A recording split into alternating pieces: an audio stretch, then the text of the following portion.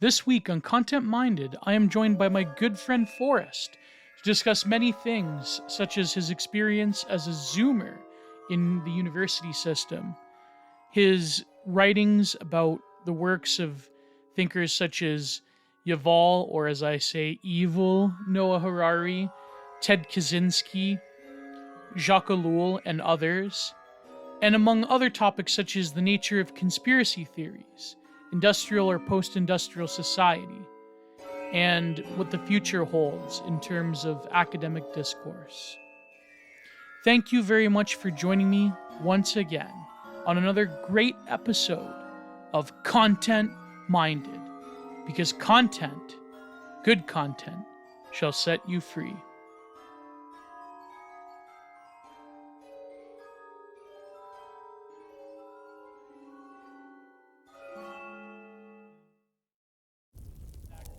Dude, that's sick, man. It's like Niagara Falls is sort of like a second home because when my mother came here in the 70s, that's where my mother, my grandmother, my grandparents lived. And so I was always like living in between the town I live in and Niagara Falls. So have you ever seen the movie Disappearance at Clifton Hill? You know that movie? No, it doesn't ring a bell. Yeah, I think Cronenberg actually, he cameoed in it. Cronenberg. Produced it, yeah. But I actually watched... Oh, sorry. Oh, no, go ahead. What did you watch? Yeah, I watched my first Cronenberg movie recently called The Fly. Have you seen that one? Yeah. That was my introduction to Cronenberg. I was like... Not Videodrome, no, like not Existence, The Fly. That one. Yeah. Do you like it? Was good, though. Like, it was key. I really liked it. Yeah, I enjoyed it. Existence is my favorite one. I'll have to check that one out. It's basically the more realistic Matrix. If Matrix was done right, not by. Oh, really? Yeah. I watched it a very long time ago because my favorite band, Nevermore, they actually, like, God rest his soul, Warrell Dane. He wrote the album title and the title track, "Enemies of Reality," based off of.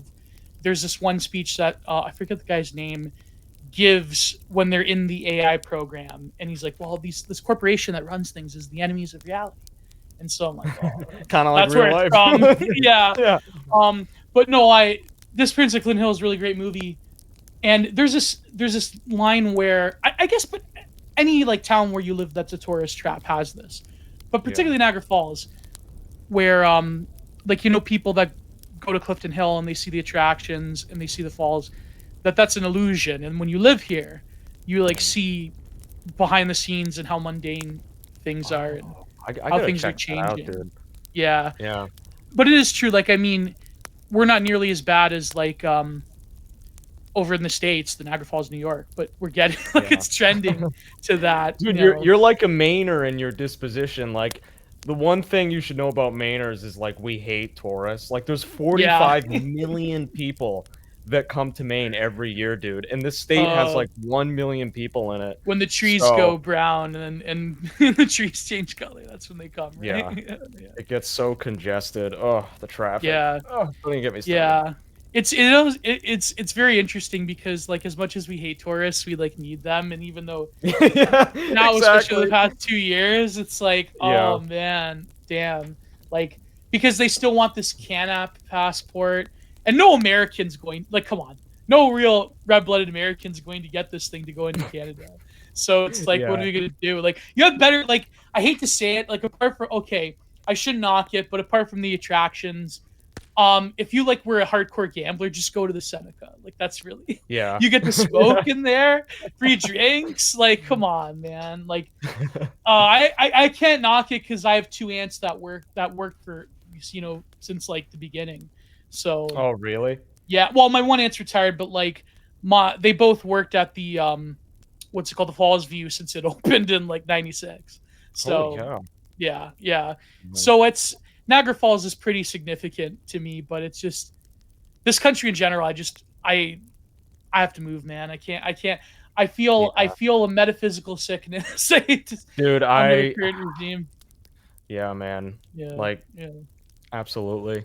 Where are But you thinking about heading off to, you think? depending on which e-girl slides into my DMs. Um, Oh my gosh. depending where she lives. No, I have a lot of friends in New York City, but like, I mean, New York Yeah. City's kind of going downhill, so I don't know. Maybe Oh, 100%, I yeah. have a lot of friends in Chicago, New York City, and Florida, so maybe Florida. Florida, But man. maybe if It Peter needs to Thiel can it give me some money, then, Yeah. then I'll move to Yeah. flat in Florida. Yeah, yeah.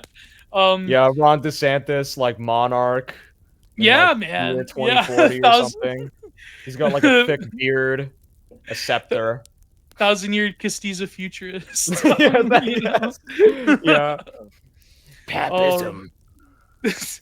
Maine is an interesting state though because it's like you do have people who are like red staters, but you're not like you're northerners. You're kind of like like Yeah. Vermont has like libertarians and the Free State Project, but it's like Vermont also has Bernie Sanders, so it's Yeah, like it's pretty cool, like, you know that flag, it was flown at, like, January 6th? It's become kind of, like, loosely associated with, like, eco-terrorism, yeah yeah. the Appeal to Heaven flag.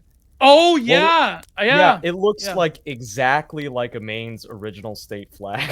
Yeah, I did a painting for Yeah. someone with the Appeal to Heaven flag. I'm Yeah, gonna have that's to a dope censor flag. the January or the 6th part, but like I'm gonna for YouTube. But Oh, people, yeah, that's alright. well, usually after 30 minutes you could get, because usually like, the spicier stuff I always paywall for, Yeah. when you allude to Hitler's bound to certain come up in the conversation somehow, right? It's like that the law. Austrian painter. I'm gonna have to, Yeah. yeah, The that's what we call Austrian him, the Austrian painter. Yeah. So yeah, eventually, like, well, I mean, depending on the guest, of course. Like I think the worst I forget the worst offender. It may have been Nuke Telly, but like that was, Yeah. because the thing is, you don't want to like disrupt, like you don't want to disrupt the conversation, but at the same time, it's kind of a pain in the ass to like go because I'm Yeah. paranoid. Like now that I'm monetized now, so Yeah, I don't it's blame you, good. dude. Yeah. So oh boy, yeah. But Maine is interesting. It's kind of like, well, Canada is kind of like, depending on where you are, it's like, okay, imagine if Oregon was a country. That's what Canada is. Yeah. With more French people, but like that's, yeah. A lot of So French people in Maine, that's for sure. I'm yeah, French is there a lot Canadian of French partly. people in Maine? Oh, really? Yeah, Yeah, yeah, believe it or not, a yeah. lot of, French speakers too. That's My best right. friend Yeah, yeah, yeah, yeah. My yeah. best friend, I think his grandmother, like, her first language was French. She's still got, like, a French accent, it's pretty cute. Yeah, yeah, that's true. A lot of them went to Cascadia. It's like, yeah, Yeah. yeah. Um, but yeah, like here, well, the French over here, different breed, but um, yeah. So, but anyways, Mm, moving on. So maybe before we get into it, just give us a mhm. general. I say give me because it's always kind of interesting, like to Yeah. pretend you have an audience in front of you, but you don't. But like, um, no, you know what I mean? Like, as Mhm. opposed to a live stream where it's like you're aware of like the live chat. But even then, it's kind of interesting. You sort of tune out the fact that these people, like, they're real people that are commenting, but yet you have this like weird, like text-based relationship, which is kind of like what comes up in your work a lot. But we'll get to Yeah. that. But before we get to that, Mhm. just maybe a general introduction of like what you do and who you are, and Mhm. I want to get to your backstory. Um, an article, well, developed into a thread, but also an article in the American Sun. And American Sun I was Yeah. published in for years. What happened with your former university? Yeah, Former, yeah, right? Of course, right? Yeah, of I'm course. actually this is gonna be part I'm going back there this fall, actually. Oh God! Yeah, Oh, kind of a crazy idea, dude. I don't know how it's gonna pan out, but we'll yeah. We'll see. see. We'll see what Yeah. happens. You know what's Um, funny? Like, all this stuff I've written about, like, with, the article in the American Sun and the Twitter thread and all that jazz, nobody at Gordon knows about it. So, like, I'm probably just gonna keep it on the down low, keep it in, yeah, like, the right-wing part of Twitter, where yeah, yeah. people know. Kayfabe it. Yeah. Yeah, you don't want to. I mean, Yeah. if someone was, I mean, just prepare for. one Oh of yeah, these yeah, types to like bring it up and send it to the dean or whatever. Like just yeah, I like not to psych you out obviously, but just you're smart enough to know like that I can envision this happening. You know what I mean? yeah, Like 100%. Yeah, yeah, there's yeah. really no like smoking pistol though. Nothing too egregious. I mean, No, no. the college knows what's going on, and to be honest with you, I think a lot of the faculty is kind of, walking on broken eggshells. I mean, it's like that at like every Christian Yeah, college, but yeah. um I think most of the professors I've had lean conservative. I had one professor, he was my academic advisor. Really great guy. I think he's from England, and we talked about Roger Scruton for a little bit, so Mm, I can yeah. definitely tell, right wing, so On the level, yeah, yeah, yeah. not like yeah, yeah. I mean, I was lucky when I went to grad school that I had profs who were like not on the level politically, but like at least I guess maybe because the culture war in Yeah. around 2015, 16, 17 hadn't like ramped up to the level it was when, Orange Man Yeah. took over. But I had my one in political science for my MA was like a hardcore he went to, I believe, UC Berkeley and another California university affiliated with Sunny, I think. So he was like a hardcore postmodernist, but like then I had like training in critical theory already, so it was Hmm. like we got along, and he's a great dude. But Yeah. it was funny, like because my second reader was like a old school like rad femme, and so they would always like butt heads, and it was very interesting. Oh, that's Um, awesome. Yeah, I yeah, wanted speaking yeah, of postmodernism, I saw you did a video on, probably butchering his name here, Byung-Chul Han, his yeah, recent yeah. book on Hyperculture. hyperculture. Mm, Yeah, like I, um, a lot of people like Jordan Peterson, intellectual dark web types, they kinda hate on postmodernism, but mm, there's a lot of yeah. good stuff there, like, even with Foucault and or Foucault, I mean. Um, Yeah, yeah, I but wanted to yeah. touch on that because you mentioned Byung-Chul Han in your thread, Mm. but, yeah, I always forget to do the introduction, so Yeah, just yeah, really I'll start quickly, with that, yeah. so who are you? What do you Mhm. do? Um, what eye color do you have? What on the Indo-Aryan European Register eye color? So Yeah, all what's that my jazz. 23andMe, profile? Yeah. No, yeah, so I Uh, I, grew up in Southern Maine. I'd say around, like, 15, I became, like, interested in, like, philosophy and stuff. I actually became interested in it, through film, mm, specifically Stanley Kubrick's movies, because alright, I always yeah. love to, like, look at the deeper meaning behind films, and Kubrick's films in particular, I'm sure you've seen quite a bit of them. Like, Oh, yeah. Yeah. very ambiguous films, lot of deeper meanings there, philosophical stuff too. So yeah, that kinda got me interested in philosophy, and I read, like, Nietzsche in high school as Everyone many does, do. everyone does. Yeah, Yeah, as everybody yeah. and, yeah, I became really interested in philosophy, kinda read a little bit of Carl Jung too, and then, like many other young men, I stumbled upon Jordan Peterson, and he kind of so I was liberal for a long time. Hmm, Uh, I tend to be like on the more open-minded side when it comes to my disposition towards the world. So I've always kind of had like a liberal disposition until I kind of like explored more of like the philosophical side of conservatism. right, right, right. Like I read some Edmund Burke, obviously Roger Scruton, all those guys. And then I graduated high school, and I still didn't really know what I wanted to do for a career. Um, I felt kind of aimless.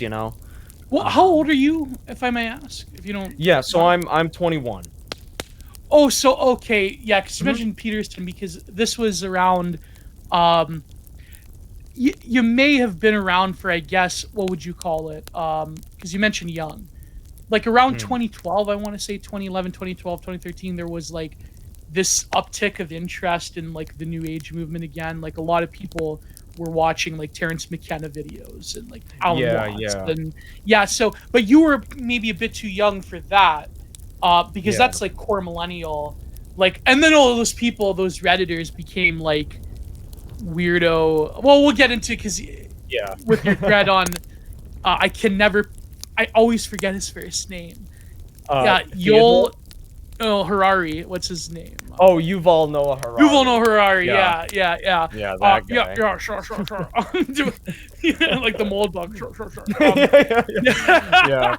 But so you were like basically the target demographic of, I guess you would say, the Yeah. Gamergate to Jordan Peterson, whatever you want to call it, culture war of the 2010s, right? Like you were like And on the ground I floor. I read some of Peterson. He has one. So there's this one book I read called "The Denial of Death" by Ernest Becker. I don't know if you've heard of it. Yeah. But that book was very transformative for me, and he talked a lot about Kierkegaard, who was also highly influential and kind of like my intellectual journey, whatever you want to call it. And yeah, Jordan Peterson, he sounded a lot like Ernest Becker. You know, they both talk a lot about psychoanalysts and stuff like that.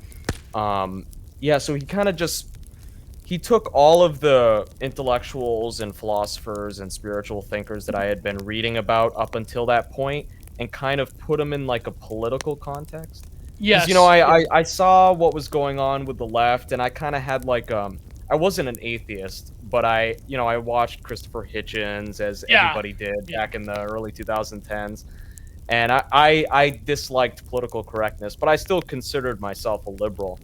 But I didn't know what like a classical liberal was, which obviously he identified with. And I've talked to a lot of young guys too, as I'm sure you have, and he's, you know, you could say what you will about Jordan Peterson and everything, and you know, I don't agree with everything he says anymore.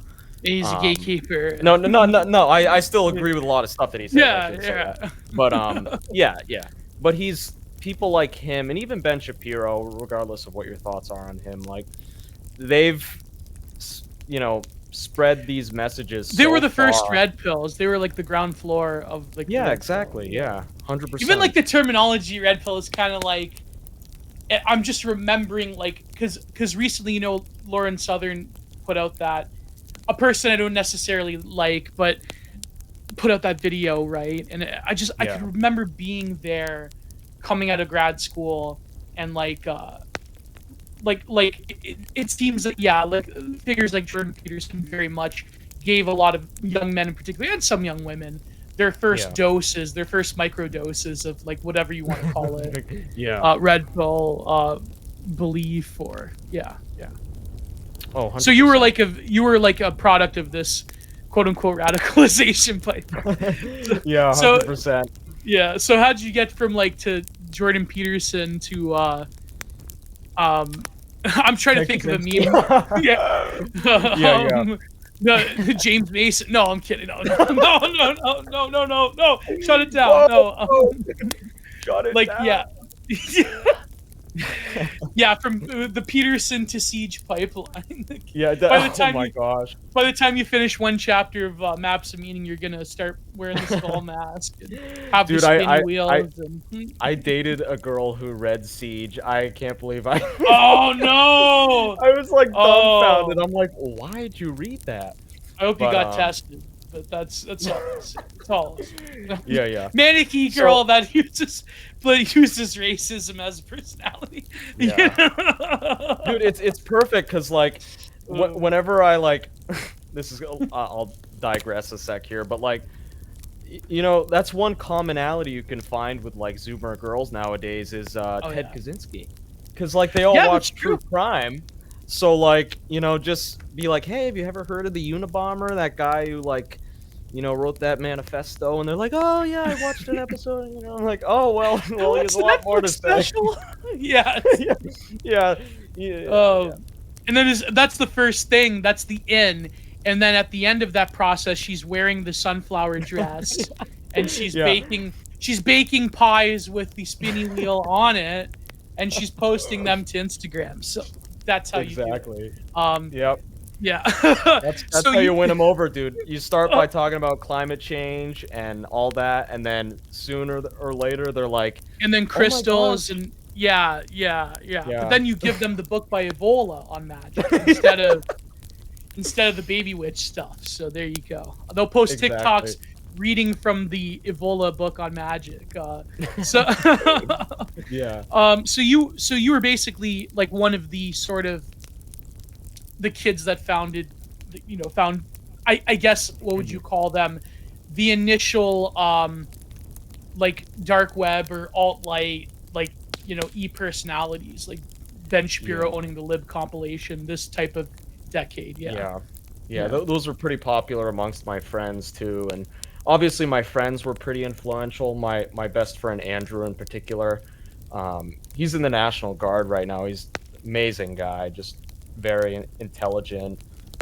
I've been really lucky. I have a lot of good friends and stuff. But yeah. So I graduated high school. Just kind of felt, like I wasn't really sure where I was going, if I wanted to go to school or, do a trade or something like that. But I'd always been interested in philosophy. And then I read this other book, which was, just completely blew my mind.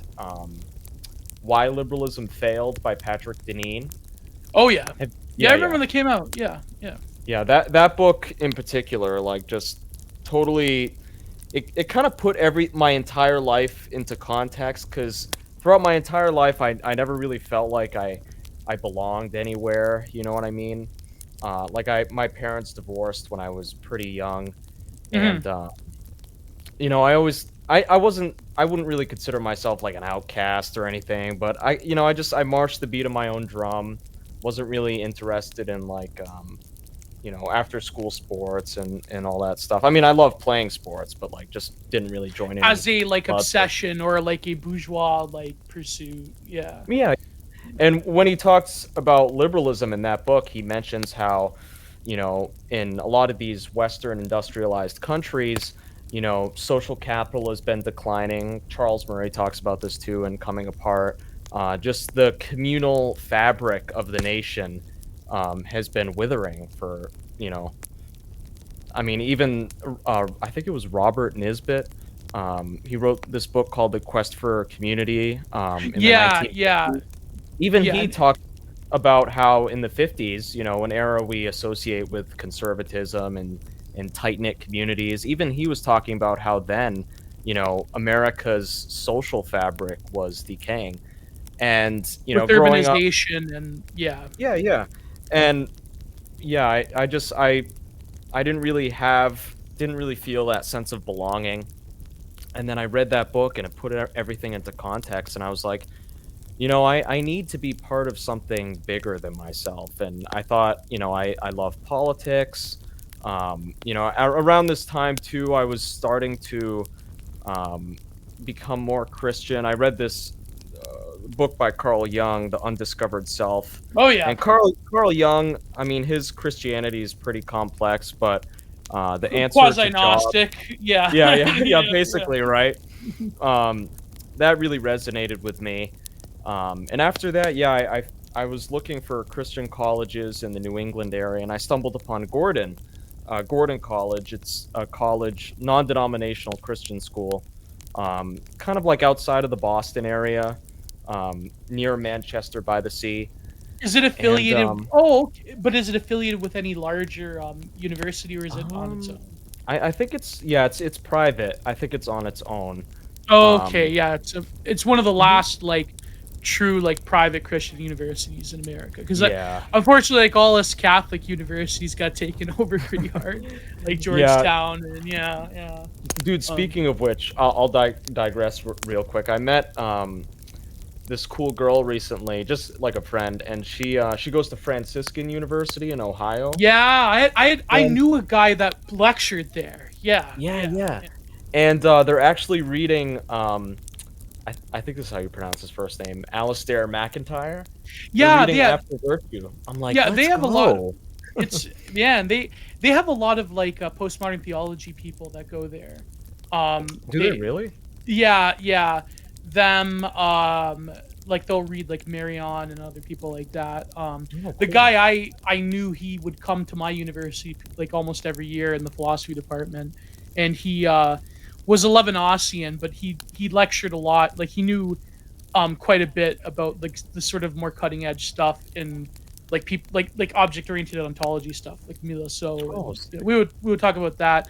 Because like OOO is kind of interesting, but like it's to me it's like the closest that like academic philosophy nowadays can get to metaphysics without actually like doing metaphysics. Yeah. So and of course like it's always a mixed bag because you do get like interesting people that publish in like Urbanomic and Barso, but then you get people like Graham Harmon. So that's Yeah. upset. Like there's I'm probably blocked. I am blocked by Graham Harmon. My God, anyone who is followed by Nick Land is blocked by Graham Harmon. So that's how it Yeah. works.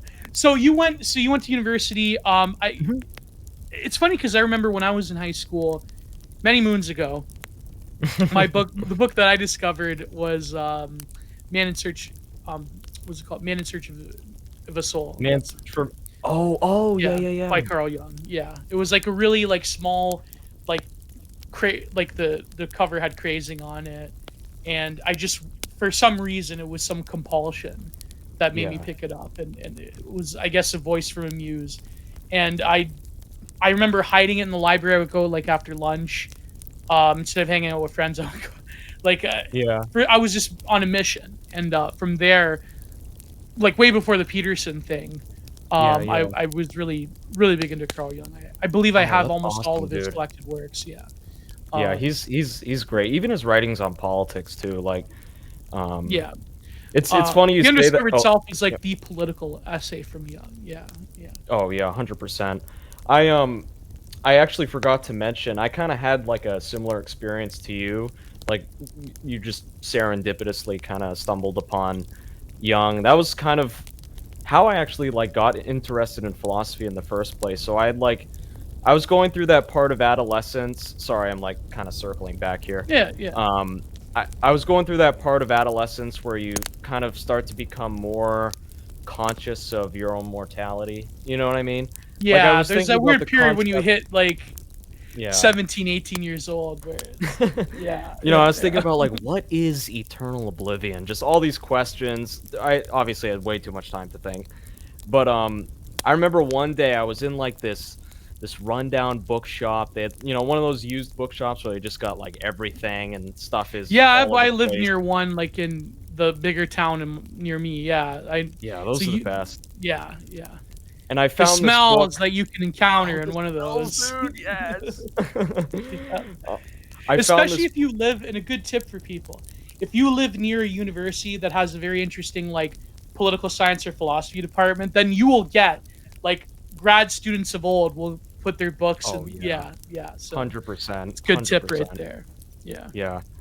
But yeah, I found this book called Descartes' Bones by Russell Shorto, I think the author's name is. And it talks about Rene Descartes, Mhm. and the history of his skull. It's kind of like does like a genealogy, like a history of who got his skull, where it was during like the French Revolution. Yeah, there was a interesting Um, story about his skull. Yeah, yeah, yeah. yeah, and it talks about his philosophy too, and obviously consciousness. And I was like, oh my gosh, there's so many thinkers and philosophers that talk about this stuff, and obviously he talked about whether consciousness is rooted um, in the brain, I mean the body, or if it's in some other you know other worlds, supernatural, whatever. And he talked about the pineal gland, how it's like the conduit of like the soul or something. And I'm like, wait a minute. Joe Rogan talks about the pineal Yeah, gland. this is very much Yeah. the progression of Joe Rogan, Terence McKenna, Descartes. Maybe Yes, eventually you'll dude. get to Nietzsche, and then it's like that's the bro canon of like Yeah, like 2010s millennial DMT. philosophy. You know? Yeah, Alex Jones, like libertarian-esque. Yeah. Then either you branch out into like being either a theory cell or being on the far right or being on the far left, depending on like what Yes. stop sign you go down the road, on which like crossroads you go down. Yeah, Like, 'cause either depending on whether you had a bad relationship with your mom or your dad. yeah, yeah. You either Yeah. slough it off and start going on Reddit, then you eventually find like RedTube, or you keep going and then you'll hit like you'll start buying urbanomic books and start reading about like spinal catastrophism, or like maybe you'll hit on like Nick Land, Julius Evola, Courtesy Art, like Yeah, depending. it took me a little Yeah. longer to find those guys. Yeah, But yeah. yeah, so I went to Gordon. It was kind of a crazy time. I was even wondering whether we would have in-person classes, because I graduated in 2019 from high school. So this is right before the Chinese delicacy era. Yeah, the Chinese, the coof.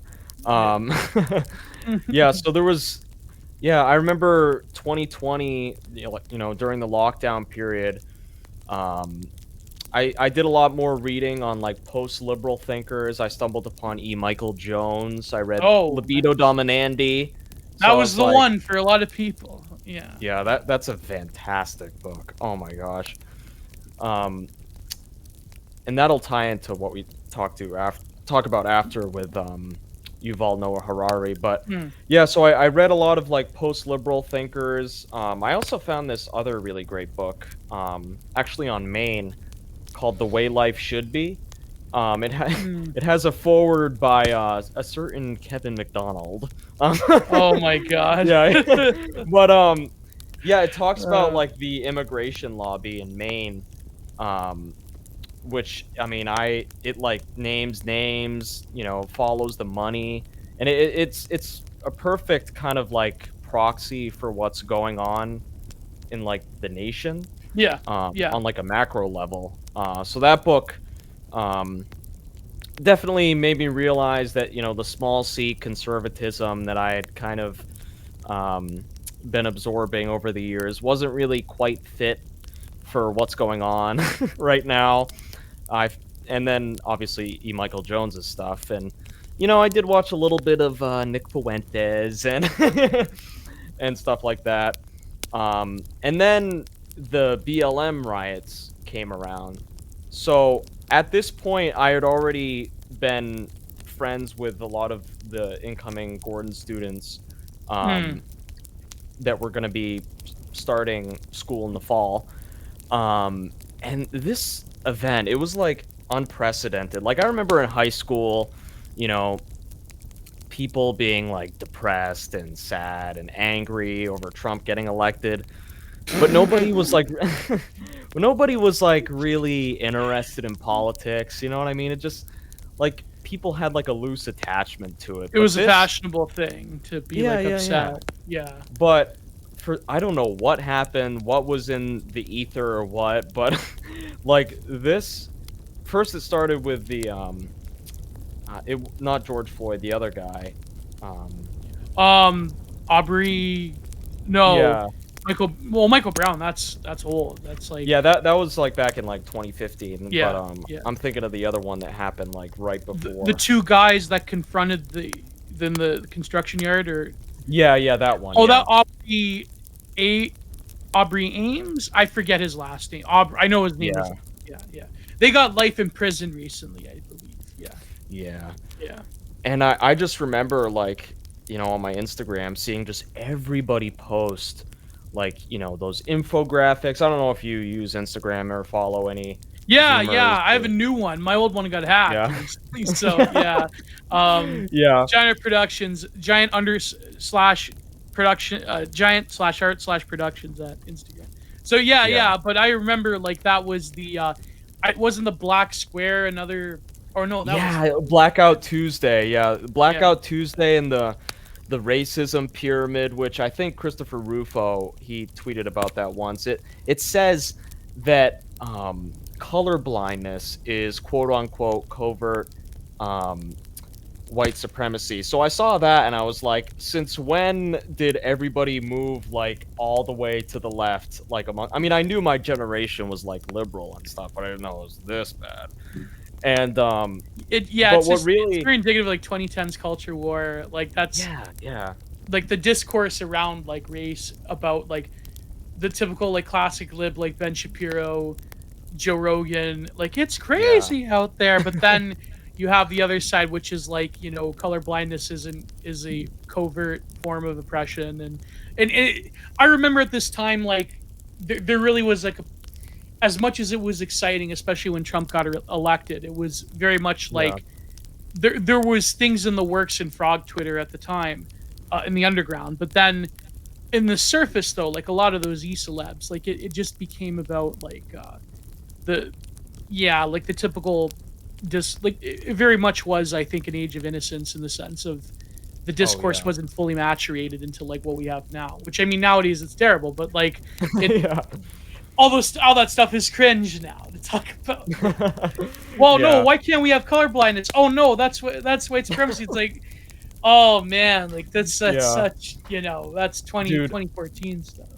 I'm so sad that I wasn't able to experience Trump's victory as a conservative. Like, Yeah, I was yeah, a liberal yeah, at the yeah. time, and I remember, like, riding the school bus the next day. I didn't get my license until I graduated high school, but, I remember they were playing Imagine by John Lennon on the school bus. And even then, when I was liberal, Of course. even when I was liberal, I'm like, okay, we're this is kind of pathetic. Like, this, Yeah, you yeah. know? The ultimate cope song, like that song is responsible for more evil than anything else in the world. Like people blame rap. Well, I mean, well, I don't know. People they like to chide rap music, but that Yeah. song Imagine pretty much is, I think, like the contemporary whatever you want to call it, like the contemporary powers that be worldview right there. Yeah, Like that. 100%. Yeah, yeah. Yeah. That's the worldview of Klaus Schwab right there. Yeah, Remember? literally, like, don't even read The Great Reset, just listen to that song, literally. Yeah, it's like you don't even have to bother reading the Great Reset. um so yeah, so you're going through Mhm. this time and you're like you're in the peak of the upswing of like the post Gamergate like Trumpian era. Then now the Chinese delicacy era. Yeah. This is like sort of like the groundwork for um, going into like on the cusp of the 2020s and all of its Mhm. horrors and that we're living through. Yeah. So yeah, so you're like of this very interesting like older Zoomer generation, which is sort of like in between millennials like me Mhm. and the Zoomers proper. So Yeah. yeah, I mean, interesting in that regard, I would say. But yeah, Yeah. so It was just I remember, around this time, I stumbled upon Zero HP Lovecraft on Twitter, oh his yeah, threads, it's a and he good had friend that. of mine. Yeah. Yeah. He had that one thread on, Korean POWs where he talks about how they were Oh, forced to that write one. anti-Amer yeah, Yeah, and yeah, yeah, yeah. yeah, yeah, he talks about in that thread how just little actions like that you perform, even if they go against your beliefs, you know, your thought processes will change to become consistent with your actions. And it's like a form, I mean, he talks about how it's like brainwashing, basically. And that I saw that happening with a lot of the people I had been talking to at Gordon who were posting, you know, these infographics, you know, that were doing Blackout Tuesday, like people that I had spoken to that were Christian, you know, came from a small town, conservative, you know, or like loosely conservative. Um, you know, suddenly they just became like radicalized and they turned leftwards because what BLM was able to do, you know, by making its messaging so ubiquitous was to Like a public convince, religion, more or less. Yeah. yeah, yeah, to use a Zoomer word, it was like kind of normalized in like the zeitgeist that black people are being systematically discriminated against and stuff like that. Um, And and subject to like mass, you know, like the Nimbebi necropolitics sort of, which is a yeah, very interesting book, but like the way that it's applied by the wokes is like that yeah, the black the sacredness of the black body is being traversed and being systematically destroyed, and yeah, yeah, yeah, yeah, yeah. That yeah, was and the I had general. yeah, so around this point, I I kind of still subscribe to the belief that Black Lives Matter was like a neo-Marxist movement. I mean, Mm. there is kind of like that thread, but I think it's better that we just kind of Yeah, say with it the like it prison is. It's abolition thing, there is a little bit of that, but really, I mean, yeah. the I think it's Marxist, just yeah, yeah. yeah. I think it's just like an anti-white movement when it boils down to it. And the reason why I say that is because around this time I started to realize, like, as a white person, not to like, play the victim here or anything, but you're kind of damned if you do, damned if you don't. Like, if you don't embrace, black culture, you're not inclusive. If you do embrace it, you're appropriating their culture. And Mm, if you do see color, it's racism. If you don't, it's also racism. That goes back to the racism pyramid, saying that color blindness is covert white supremacy. So I was realizing, like, there's no way around this. They're basically kind of putting me in a spot where I can't really say anything, you know what I mean? mhm, And mhm. yeah, I just, seeing how everybody was talking about it on their stories and stuff, I was like, I gotta speak my mind here. And So that and I that is when and that's when things that's got when it real. starts to Yeah, yeah. yeah. So Like, irregardless of, like, the actual, like, material issues that disproportionately affect, African Americans and yeah. the private prison system, and, like, I think, like, if Yeah, if that's they were there's yeah. Marxist, I think Black Lives Matter would probably be a bit better if it was actually, Marxist, but we Yeah. all know the sort of game that they're playing and the sort of dubious connections to the federal government, Yeah, so yeah, forth. exactly, So yeah. yeah, but at this time, this was like the peak, summer of Pink Floyd. Like, this was this sort of Pink Floyd. summer of Pink. Yeah, yeah.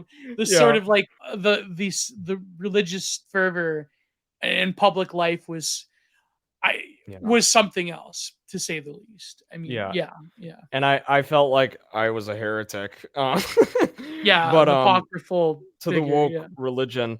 But, yeah, so I made a couple story posts myself on, I posted some, uh, r little bit of content I had absorbed from Thomas Sowell, how he talks about how slavery is like a human universal. You had white people, even slaves, the North African Moors, stuff like that. Um, and at first, I got a couple responses saying, now's not the time. Now's your time to listen and to elevate black voices. All the typical left wing talking points. Yeah, that Um, instantly mutes, like, any sort of classical liberal exactly. conservatism around these Yeah. issues. Yeah, like, Thomas Sowell is always, like, the go-to, you know? Yeah. Yeah. So, and that's another thing too is just seeing how people were responding to me and how they didn't want to try and find common ground or anything. I realized, like, the old conservatism, the conservatism of Buckley and stuff like that. That's not Yeah, going to work yeah, yeah. anymore. I was like, that's just liberalism driving at the speed limit. Especially, like, in the context of America, Mm. because, I mean, as you know now, like, by design, the sort of Buckleyite fusionism, I mean, as much as I respect what he did with Firing Line, but then Firing Line was, like, kind of like a subversive, like, it in Yeah. this subversive in the sense that it was meant to steer the American right wing in a certain direction, and it was meant to sort of clip the garden of anything that was in some ways unique to, like, not unique to America, but Mm. in some ways had a place in America, whether it be nativism and isolationism and various, like, stuff that formulated paleoconservatism, and of course, Yeah. Yeah. Yeah. William Buckley going to war with Pat Buchanan and getting, like, National Review to get rid of, like, all the interesting people. And now we're Yeah, left with, like like, Sam David, Francis, yeah, all those Derby, guys, yeah. and well, that came after with Derbyshire, but and Mark Stein and, like, but now, I mean, National Review, now we're left with, like, David French. So, Yeah, like, yeah. that's Rip. the and of course, like, I mean, you were too young to remember, or during, like, the Bush years, conservatism or the right wing in America took a massive hit because no Yeah. longer was it like the militia movement was gone. It was thoroughly demonized. Other other strains of right wing thinking you can imagine in the 1990s. It's funny because like just yesterday, me and Prudentialist, we did our He's Just Like Me Ryan Gosling episode of Oh yeah, Digital, yeah. Digital Archipelago. We did reviewed The Believer as the one. So so that Nice. was dead. The neocons took over. Nobody liked it. The Bush Yeah, era was such a strange time when it came to the culture war. But that's before your time. You're like, this is, yeah. yeah. So, but this is a digression, I guess. But it's an important one in the sense of like that, like Ben Shapiro, epic truth bomb, classical liberal, own the libs, own the college students, own Yeah. the feminists, like that stuff. By the time of the summer 2021, like that stuff finally people realized didn't work, I think. Yeah. Yeah. Oh, 100%. And obviously COVID was going on around this time too. So I think, I mean, a lot of people have written about Yeah. this, but COVID Yeah. definitely Well, there's yeah, radicalized. yeah, the Chinese Yeah. delicacy. Yeah, Yeah. yeah, Chinese delicacy. Yeah. So going into the now, this is when we first started attending Gordon. So I had already at this point like made some stories, gotten some flack from some people and everything, but all in all, like everybody was excited to start school and everything. So at Gordon, we had to wear masks and everything, and there was a lot of Mhm. social distancing rules and all that.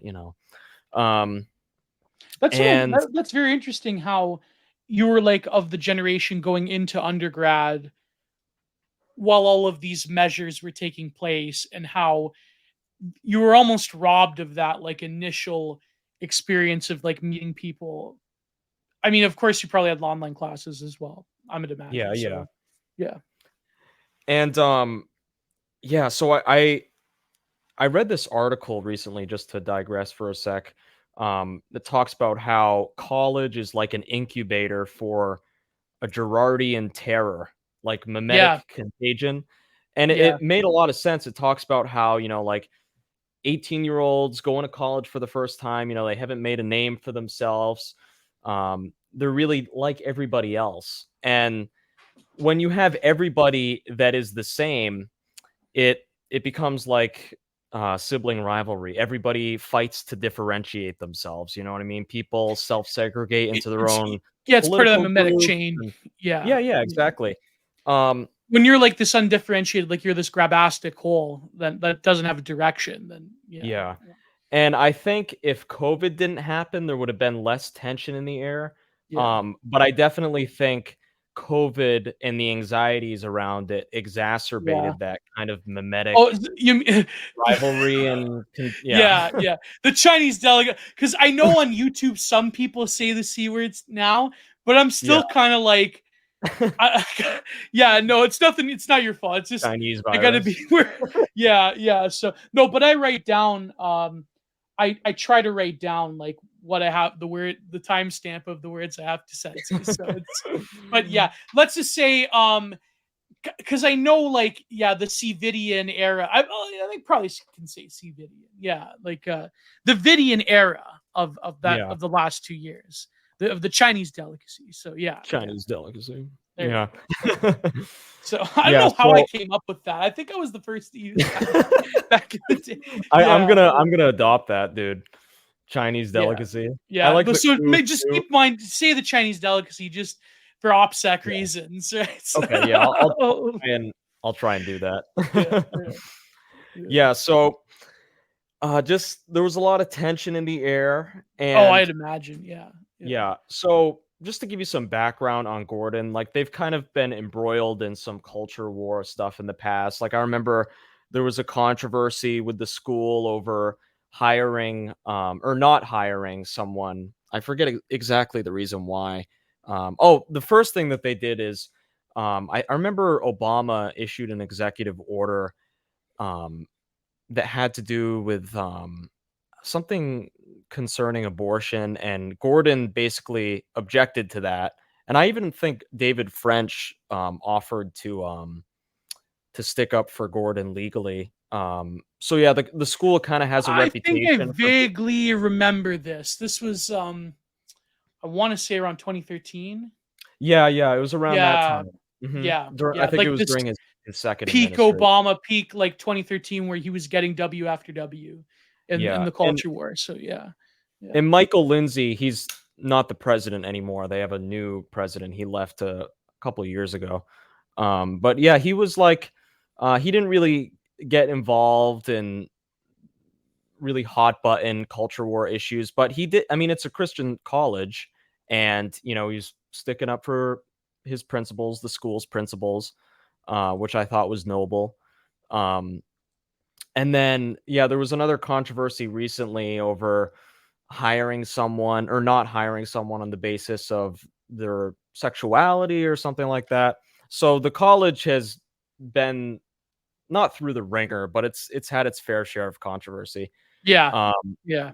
but there have an LGBTQ club um, popped up. I'm not sure how many years ago, but it has a Instagram account where people can post like about their experiences on campus as you know a member of the LGBTQ community. Um, And that's and always sort of like you can tell what's going to happen next in yeah, sort of like this mimetic frenzy of trying to 100%. yeah, hearsay and events and this happened to me. It's yeah, but yeah. Yeah. Yeah. And I had voiced my opinions on, transgenderism and LGBTQ related stuff going into the semester. And I think some people like talk behind my back. I remember there's this one girl in particular I kind of had like a little kerfuffle argument with. Um, but all in all, like everything was kind of low key. And then someone doxed me on the LGBTQ account, basically saying, I'm like a transphobe. I told supposedly I told some girl that her brother needs to like detransition. Just a lot of like inflammatory stuff with no basis in fact. Um, and the person didn't say who they were. In fact, But I did think you tell her brother this or no? no, I told her that I'm pretty sure what happened is I said that I don't think you can change your gender. I think you're born with a certain gender. You're either a male or a woman, um, male or a female. And I don't know, she took that or misinterpreted that as me saying like, denying the existence of trans people or whatever. Yeah, gave them Um, sufficient ammunition. Yeah, In other it words. happened a while. I'd have to go back and look at the message again, but the person hadn't even met me, and was still making all these remarks about me. And I wasn't the only one too. I had another friend, who was also doxxed, um, and there were I'll give them some credit. There were some people that were part of the LGBTQ community at Gordon that were sticking up for me that were like, this is like cancel culture. This isn't okay. Um, which I really appreciated. Um, and then, yeah, so they ended up taking the post down and they apologized for it, which I thought was great. And I kind of just carried on with this semester. But there were a couple incidences at the school. This didn't have to do with the LGBTQ. God, it's so annoying having to say Yeah, the yeah, abbreviation. yeah. But one student had vandalized, or I don't really know if it's like traditional vandalism. Someone wrote the abbreviation for like All Lives Matter on the wall or something. And like the school had like a huge march. Everybody, marched out to like a square and there was like a live streamed protest and stuff like that. I just kind of Whoa. like, It yeah. wasn't even like those alt-right people, like those original, like back in the day going around with the White Lives Matter signs. It was like just Yeah. all live. Yeah, yeah. Which I mean is in some ways, I think in some ways it's worse because it's like a sincerity post. It's like Yeah. it doesn't have the same troll like because it's very easy to like put that in like an SPLC database, like this is a symbol of hate, like white lives matter. But the all lives matter is like the typical like boomer response to Yeah. like this sort of mythical American, like, you know, equality of opportunity deal. And, you know, I think like I remember like when I did my 4th of July special with my Modern Art Madness series, I reviewed McNaughton paintings, and it was the McNaughton painting with Martin Luther King with the MAGA hat and the All Lives Matter. Oh my I'm like, God. wow, that's Yes. like, if anyone else did this, this would be like like you could put this in Southby's and sell it. But because it was boomer conservative McNaughton, he's being sincere. It's Yeah. yeah. So this gave them enough ammunition to do their like, well, even in a Christian college, it's like we're participating too in a Christian college. Like, Yeah, you yeah. know, yeah, It just yeah, yeah. it further radicalized the student body. And it, like you said, it's just a testament to how like different the Overton window is now. Like Yeah, suddenly yeah, just saying judging people by the content of their character rather than the color of their skin is like covert white supremacy. So yeah, yeah. um yeah, that happened, and then something like actually bad occurred on campus. One student wrote F word and then the N word on like a white T-shirt in Oh, Sharpie. that's much more substantially Yeah, worse. Oh this is man, this is actually bad. total gamer words. Um, Yeah, yeah. yeah, heat a gamer moment type shit. Did he So wear it yeah, there was around as a T-shirt, or he just left it somewhere? he left it in one of the dorms, or I don't know if it was a he or a she, or I don't. Never found out who did it. Um, who knows? I'm But thinking that maybe was. No, I don't want to get all conspiracy. If that, you never know, right? Like yeah, if like it was, yeah, like it was a liberal to like just stir shit up. yeah, it was another. Yeah. It was an, yeah, yeah. Imagine if they got caught like in the act. Oh no! What you doing? Yeah, yeah. Yeah, racist libtard. Oh no. Yeah, Oh man, that would have yeah. been So interesting. that would, yeah, yeah. So then what? I'd imagine like the school kind of went unglued after that happened. That was, Yeah, yeah, like there yeah, was like oh my gosh, it was insane. Like they went to Frost Hall, which is like one of the school buildings, had like a moment of silence. You know, there was a bunch of different they even talked about changing the curriculum. I don't know if they ever went through with that, but there was like we talked about it in class. You know, they promised to hire um more African American like staff members and faculty. Yeah, stuff like yeah, faculty. Um so it was very consequential that what happened there. Um and I was like, yep, not gonna talk about anything right yeah. now. I don't want to be Obviously, yeah. yeah. You want to make yourself a Um target at that crucial moment. Yeah, exactly. Yeah. And it was like regardless of who did it, you know, that's just not cool. yeah, Um yeah, Yeah, so that emboldened a lot of people, and obviously the All Lives Matter vandalizing stuff.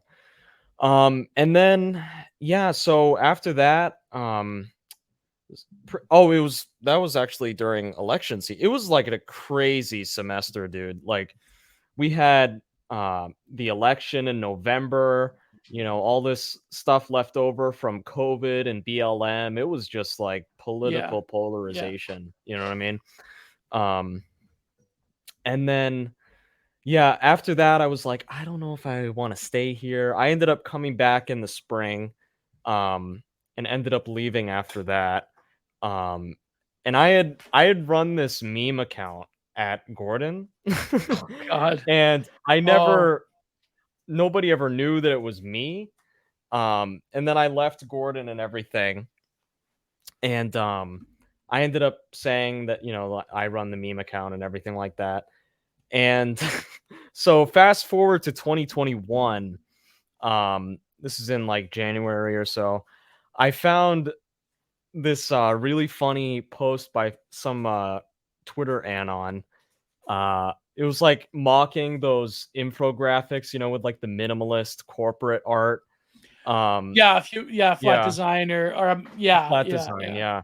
And it was it said something like anti-vax lives matter, and there was like a bunch of like fake statistics and stuff. It Yeah, was clearly yeah, like meant to be satirical, and I was like, you know what, I'm gonna post this on the meme account, and I mean, it was, I thought personally, like it was meant to be just something funny.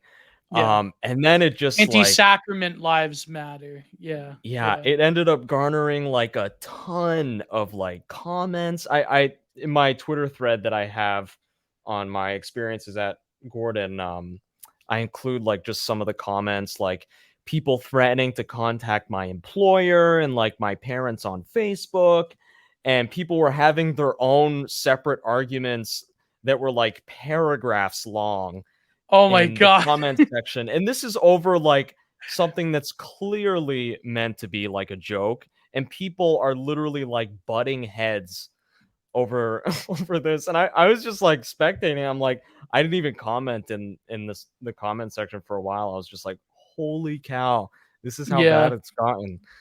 Um Well, it's yeah, Instagram too, so that's exactly. Yeah. yeah. Yeah. And then just kind of that and everything at Gordon, I was like, I've already seen some people talk about like Baylor University, which is like a Baptist school in Texas, Mm. how they're starting to capitulate to the left and BLM and all that stuff. So I was like, this is kind of like a trend I'm seeing.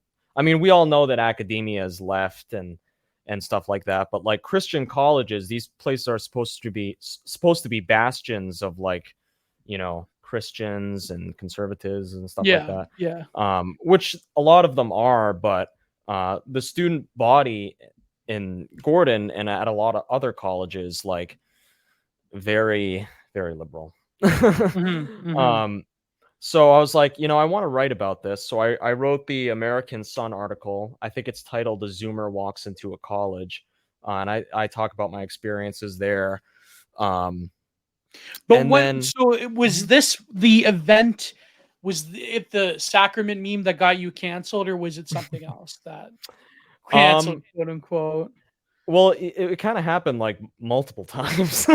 Yeah, Like yeah, first there was yeah. the LGBTQ post, which was like I think near the end of the semester, where I was like doxxed and stuff, but they apologized for that. They recognized it was wrong.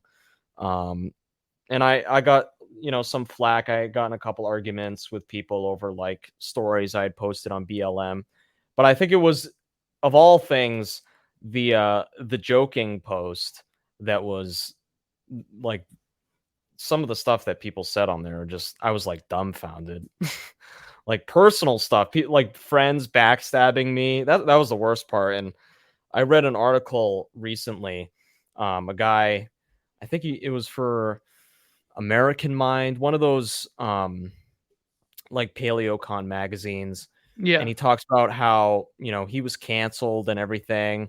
And what happens when you're like doxxed or canceled is you really find out which friends are real. You know what I mean? Yeah. Yeah. Like, because you become like radioactive, and in this day and age where when everybody is, curating their status on social media and stuff like that, no one wants to have any, bad karma attached to them and stuff like that. Um, and yeah, I lost a lot of friends. Well, I wouldn't really even consider them friends, you know what I mean? But yeah, it was one It of those really the things where, mask really slipped. Yeah, that's yeah. yeah, and Yeah. even amongst the conservative crowd too, like this is another thing I'll mention is, um, you know, th- I was in part of the Republicans club, and I gave a speech at like our first in-person meeting on demographics, because I felt like basically the subject of the speech was, what do we stand to lose if Biden becomes president? And I Oh was my like, God. Oh, his you had immigration. to have known that was gonna be like Yeah, start bringing out the Charles Murray like yeah, no, no. Yeah, I even oh included like man. the Robert Putnam like test on Oh like yeah, how, even yeah, yeah, yeah, bowling alone. diversity affects social trust and stuff like that.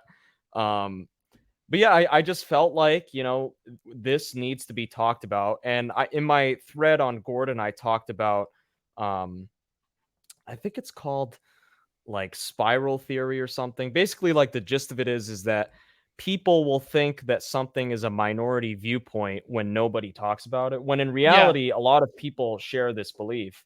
And a lot of people are, firmly against immigration and, having their neighborhoods be completely transformed, just the texture of life completely being altered. But nobody really talks about it. So everybody thinks it's taboo. So I felt like, I want to talk about this, and I tried to make it as as kind of devoid of like dog whistles, like a Tucker Right. Carlson segment. You know what I mean? I mean, he even goes pretty out there sometimes, but Yeah. Yeah. I I didn't mean, say well, anything now about it's, like the Great Replacement or any of that. yeah, you I didn't just like go full on like yeah Gab, Telegram, yeah yeah. bringing out, yeah, the FBI, you're not talking about the Kalergi plan or anything like it. I dude, Yeah. I posted an infographic on the FBI crime statistics and black Oh on white no. crime during Oh, BLM. oh no. Oh my God. Yeah, I was asking for it, dude. Yeah, yeah. I hate to say it. I hate to say it. Yeah. I wish things were different, but Yeah. that's pretty nowadays, especially. Yeah. Yeah, Oh my so God. In Canada, I think they don't calculate crime by race anymore, if I recall. Like, they Oh, just get rid of really? it. Yeah, Oh yeah, my yeah. gosh. Yeah, that Like, doesn't surprise because me. like, yeah, I mean, of course it's different though. I mean, in Canada, I mean, there isn't, compared to other like immigrant populations. But of course, like the African American thing, like in America, is such a unique experience, and it's such a unique, like, how shall I put this? The sort of intersection of like the view from of America by the African American experience, as opposed to like being Mm. an immigrant in America, as opposed to like being the sort of, well, what's the politically correct term now? The settler stock of Yeah, America. yeah. Like, that's, oh God, I hate that word settler. But Yeah, I'm in yeah. Canada. I gotta watch what I say. But no, it's, yeah, it's, so that I could imagine garnered quite a bit of heat. And was this the, if I recall reading your article, this was the Young Republicans or something like that. Yeah, yeah, and everybody there was, like, pretty open-minded about it. Like, obviously, you had some people being like, "If we were to talk about this stuff, don't you think we'd be there'd be accusations of racism and xenophobia?" Um, Alt and I right. Yeah, yeah, Yeah, exactly. yeah, yeah, yeah. Um, and I basically told him, I'm like, "We're at the point in the game now where we can't just lump all of the left together and be like, identity politics is bad, because it's here to stay, regardless of whether we like that or not." Right, right. It's like the left is hyper fixated on whiteness, and we can take the MLK approach and stuff like that, but you know, just based on my experiences at Gordon alone, like talking to these people, trying to be conciliatory, trying to, build bridges, it's futile. It's like talking to a brick wall. You know what I mean? And But you don't just mean like the actual like Black Lives Matter. You mean like them and the white liberal, the bias. yeah, yeah. Yeah, the activist class that goes to Activist university, and class, yeah. yeah, the awfuls, oh, the awfuls. Yeah. Affluent Yes, white liberal yes. females. Yeah, yeah, it's Yep. impossible. It's impossible. It's a fool's errand to try to like, Exactly. especially in the around this era. This was like the beginning Yeah. of like what we have now, which is a sort of cultural gridlock that is the sort of, even the antagonism of, just by the nature of the way things manifested and people getting banned, and like the discourse Yeah. around these type of politics being so contained, it's even like the sort of on the streets antagonism that you had in 2016, and even before that. I mean, that's sort of gone now. That can't happen anymore. Or if Yeah, it yeah. does, then it becomes this like huge thing that, in a post Seville world, let's face it, in a post Yeah. what happened on the Capitol, then yeah, yeah, that's, it's And become, it's yeah. true for, like, older generations, like, even boomers can't get along anymore that Yes, have yeah, differing political beliefs. But if you think that's bad, like, I remember, I think it was in, like, the New York Post or something. There was a study that came out that talked about how like something like 1/3 of all Zoomers identify as um or consider themselves like part of the LGBTQ community or Yeah, something. this was a pretty big Um, news art yeah, New York Post, yeah, yeah, I like, remember this, yeah. and it just makes you realize, like, if we're just debating about what a woman is, like, how can we see eye to eye on anything? You know what I Right, mean? It's like this yeah. is a culture war. They call it a culture war for a reason because there's two sides with diametrically opposed beliefs, and there's no way we can. And now it's almost like a Cold War in a way, like, in that Yeah, there it's isn't yeah, yeah, yeah. Because, like, even, like, the spectacle of, like, owning the lib in public, like, that's come and gone. And, I mean, a yeah, lot of these grifters, they screwed it up, but I mean that even just through a combination of the risks involved, even just, like, the futility of it, and, like, because after a while, I mean, there really is I mean, I think and it comes up a lot in I think in your writings, in the sense of, mm, this sort of older model of America being this participatory, like, propositional democracy where yeah, the ideal of like American federalism and the separation of powers, but yet there being this civic life that fosters dialogue and yeah, like yeah, either that was a fiction. I mean, Americans obviously get upset at this, that saying that that was a fiction, or rather it's become a fiction and that model of participatory democracy in America that's almost untenable. Like that's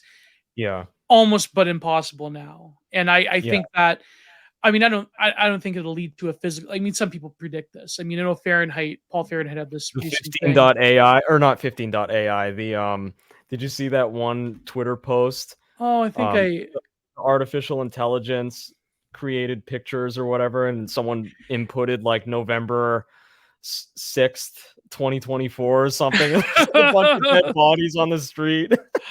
Oh, I think yeah, I saw Yeah, that, but hopefully I that mean, doesn't come true. the Civil War thing. I mean, it's interesting. I think that I mean, I don't know. I remember BAP had this thing about it won't be like what we think of it, where it'll be like Yeah. this grand epic, like boomers are going to get out their M14s and own the libs. Like, no, it's more going to be, I guess he said it'll kind of be like Sinaloa in the 80s, where it'll be gang, Yeah. or it'll be like North Ireland in the 80s, where it'll be Yeah, that's what I think gang it might warfare be like. essentially. Yeah. Yeah. Yeah. Even if it gets that far, I think maybe people will become so atomized that we'll do it through some kind of metaverse VR program. We'll have like cultural Yes. street gangs in the VR. I don't know, Someone but needs to write a book on that. I wouldn't be surprised if it already is.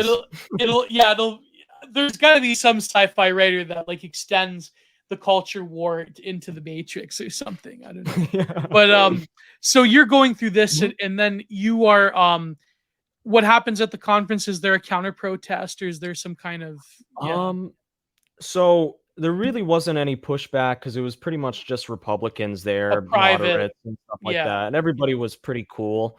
Um, the leader of the Republicans club, I won't say his name, really nice guy. But after hearing my speech, he was like, I don't really believe in being reactionary. As a Christian, we can't subscribe to like identity politics and stuff like that. Okay. Yeah. And it's a respectable position to have. I happen to disagree with it. I just feel like we're at the point now where we kind of have to see that the writing is on the wall, and they're like just Yeah. like abortion is like a holy sacrament to the left. It's like there's no, and obviously their views on homosexuality and stuff like that. Um, and I think that trying to be conciliatory only creates more conflict. And I talk about in my article how they recently had a speaker at chapel at Gordon. They invite speakers to come and like talk about like the gospel and stuff like that.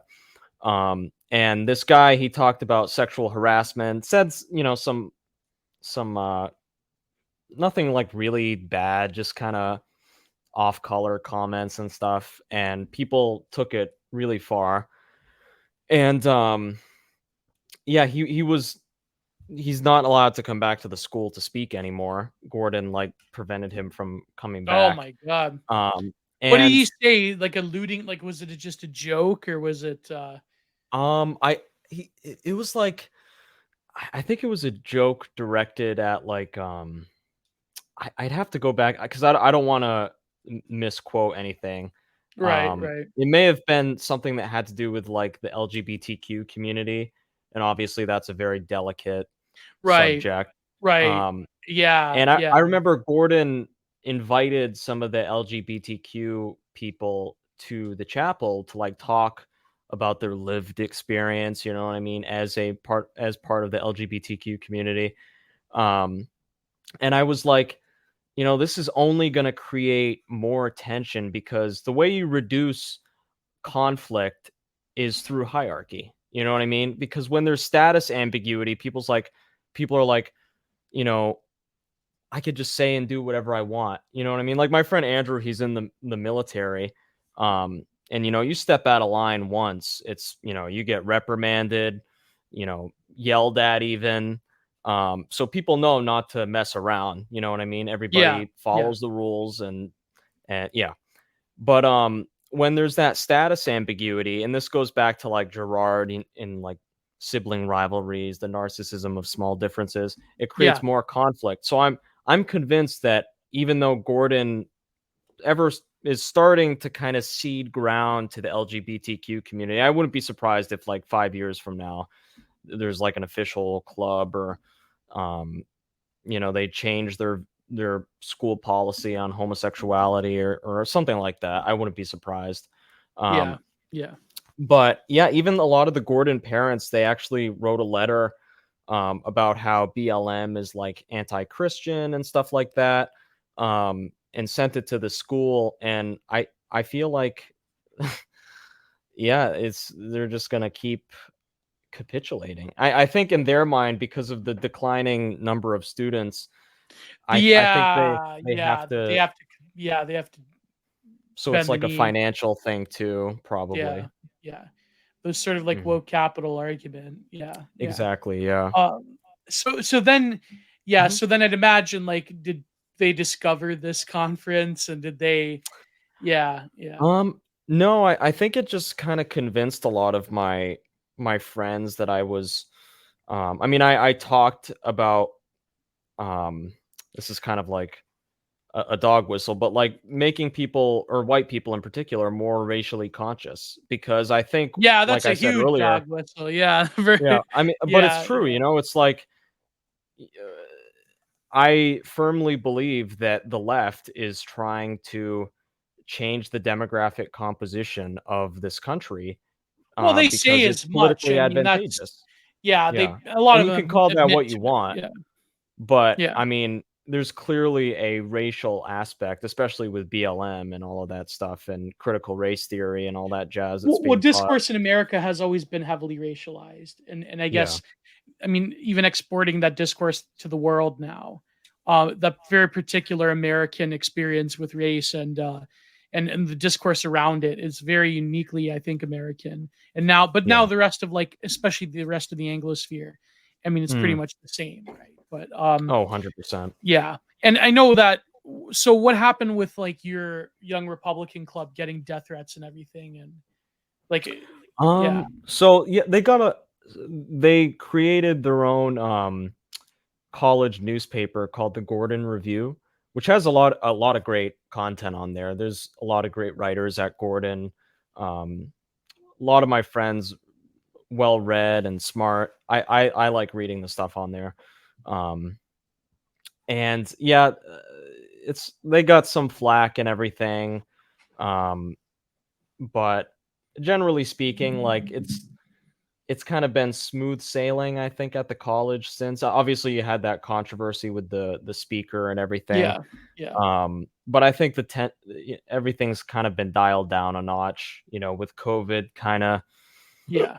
not being a thing anymore. There was the Ukraine, war and everything, and The blue and everybody yellow, rallied yeah, around. Yeah, there was yeah. that. The next current thing. Hmm. um, but yeah, so since January of 2021, I've just kind of been doing my own writing. And I guess we could kind of segue if you want into some of my threads. Yeah, that's what I Yeah. wanted to do. Mhm. If you had any more final thoughts about it, because I know like you covered it pretty extensively, Mhm. um, in the American Sun article and the subsequent thread. So, yeah. So the one thread that I think, because I was reading, you turned it into an article. I Mhm. think maybe we could start off with is the one where you compare the sort of similar, what would you call it? Techno live in philosophy of both Harari and Ted Kaczynski. And I think that's Yeah. very interesting how uh, they sort of share similar assumptions, of course, radically different conclusions. So maybe Yeah. if you could talk about like the similarities between the two, I guess they Mhm. both are I guess they're both of witness to the way in which technophilic society changes one's subjectivity and Yeah. one's desires, and desire being, I mean, the basic Deleuzean point about desire being a conduit to the subject and how desire Mhm. shapes the subject. But of course, like like incredibly radically different conclusions. So maybe if you could Yeah. talk a little bit about how like what motivated you to write it, but also like what are the similarities between the two first and foremost, I guess. Yeah. Yeah, yeah. So I've been seeing a lot of clips of Yuval Noah Harari. He wrote this book called Sapiens, Yeah, which was the kind of Reddit like, book of the century. yeah, Yeah, it was I saw yeah. a lot of celebrities reading it. I think like Chris Evans read it. I don't know if it was on Oh, Obama's favorite list of books, I but it think it was kind of like is. I think it is. after. Yeah. Yeah, Yeah. I saw it everywhere at like Barnes and Nobles, and um so I read that book. He basically, so he kind of, part of the same school of thought as like Jeremy Bentham. Mhm. He kind Mhm. of, he feels like all of human nature is kind of revolves around pleasure and pain, and the state should orient its people towards maximizing pleasure and reducing pain, suffering, basically. Yeah. Yeah, a Um, lot of like very and materialistic view yeah. of human nature. Um, and that kind of ties in with his views on technology and the biotech revolution. But anyway, so he wrote this book called Sapiens. He's given a lot of talks at Google. And obviously he's become kind of like, Davos and yeah, yeah. Davos, part of the World Economic Forum and stuff like that. So I felt like he's kind of like the philosopher or intellectual, notable intellectual behind like the Great Reset. Um, and I mentioned in my thread this book, great book called The Happiness Industry. And it mentions the World Economic Forums in like 2014, how they talked a lot about like new age philosophy and how that could tie in with like new technologies, smart technologies Yeah, that like quantify people's behavior. this um came out of like the sort of well, it accelerated in the 1990s with like the yeah, Californian ideology people and even people like Terrence McKenna who would go to Eastland, and there was a bunch of Silicon Valley tech nerds there. It really grew out of the human potential movement. yeah, And of 100%, course, we all know the bioluminescent connections with the human potential movement in Eastland and Silicon Valley. And a good friend of mine, do you know Saturnalia Sundown on Twitter? I don't think so. No. You may have seen one of his threads around, but he talks about this connection between the early Silicon Valley adopters coming out of that school for problematic kids. What was it called? Sidon. Oh, yeah, I think I saw you retweet that, yeah. Yeah, and There was how a Palladium, article on yeah, yeah, Buddhism in Silicon Valley recently too. I have to read that. yeah. Of course, Palladium itself, they're very ambiguous. They're like almost, Hmm. I would say, the right side of that Yeah, I actually equation. even think they, like, the World Economic Forum, um, like, they have ties with the WEF or something. I'm not sure. I remember seeing Why I'm something about blocked that, by them? I being think like, because I call them glow in the darks. Maybe that's why they blocked me. yeah. That's why. Yeah. I know people like I know some of them were a part of like more based publications that I was affiliated with back in the day, like um Social Matter. But I mean, I'm Hmm. generally skeptical of them. But I think that like there is. I mean, but then again, you never know, like, if it's always the paranoia of right-wing spaces like a Theo Bucks and all that Yeah. discourse, the new right and Theo Bucks. And, Yeah. I wish I got my check in the mail on time, but, it's, yeah. So, but in terms of like this intersection of new age Mhm. thinking that was heavily like broken down and watered down and bastardized into Yeah. like the mindfulness thing and the human potential movement. Then later, a bunch of tech nerds one day for no reason at all, a bunch of tech nerds decide to adopt this like quasi new age mindfulness, which I don't know why. It's kind of weird, Yeah. but same people affiliated with Eastland is also in Silicon Valley. So but then so Noah Harari, I think, is like Mhm. the logical synthesis of that in terms of left wing thinking, of Yeah. that. Well, I wouldn't even say that. I would say neoliberal thinking. I wouldn't say it explicitly. Neoliberal, yeah, I think that's a better term. The left Yeah. wing comes into play, but it's more of like this neoliberal world, like Weltanschauung, where Yeah. it's the synthesis of that like new agey, like hippy dippy, then lately Silicon Valley people, human Yeah. potential movement, and I think like the logical growth out of the new atheists who didn't offer Yeah, anything, in my opinion. Total that's a failure. really good point, actually, Yeah. 'cause, he does write a little bit about spirituality, um, in his books, and I wouldn't really consider him like a new atheist. No, no, He's but you more could, of one of those spiritual but not religious types, yeah, and his reasoning behind that is, you know, he talks a lot about how so he makes the differentiation between, um, like, fictions that organize society and, like, actual, like, scientific fact, and I remember there was one quote, I mentioned it in the thread, how you can get two different people from completely different countries to join and fight a war on the basis of their shared belief in the Catholic religion. Um, so he thinks that like all of those beliefs are illusions and stuff like that, and the material world is the real one, um, and all the he's like supernatural the stuff. anti-Plato in that sense. Yeah, yeah, Yeah, yeah, yeah, and he yeah, materialistic in his philosophy. Um, and he and a lot of his talks, like at Google, he talks about the biotech revolution, and he talks yeah, a lot about like surveillance capitalism, yeah, how yeah. corporations collect people's data from smart devices and the Internet of Things. But he talks about how soon that data collecting will go under the skin, with like Neuralink type technologies, and soon, Yeah. quantum computing and like, um, Google Glass, stuff like that.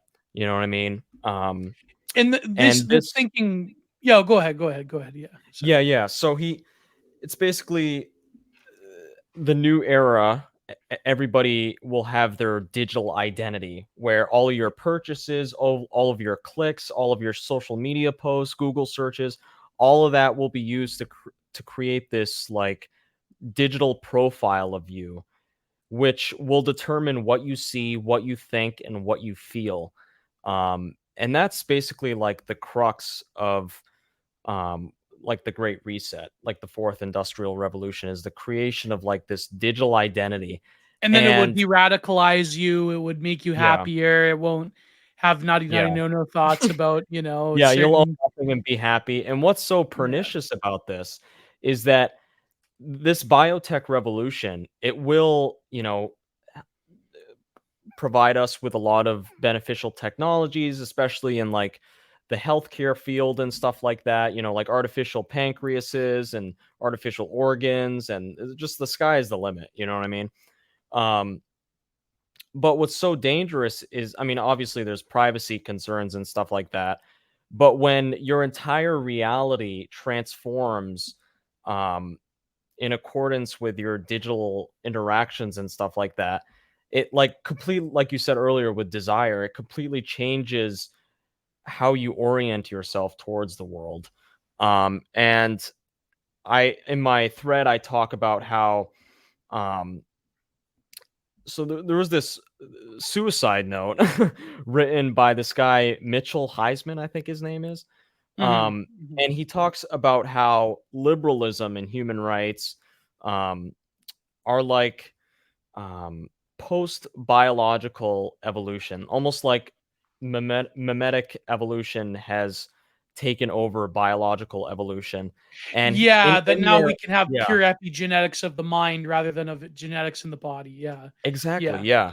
And in it, he talks about how, Which again is like um, this intersection of new age thinking. This is like the, conscious evolution, age of Aquarius yeah, type. yeah. Yeah. Yeah. Yeah.